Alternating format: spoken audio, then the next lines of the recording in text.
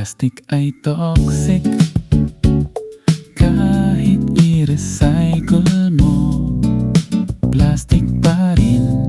Sunugin mo, tunawin mo, pag lumamig, plastic ka pa rin. Kahit hulma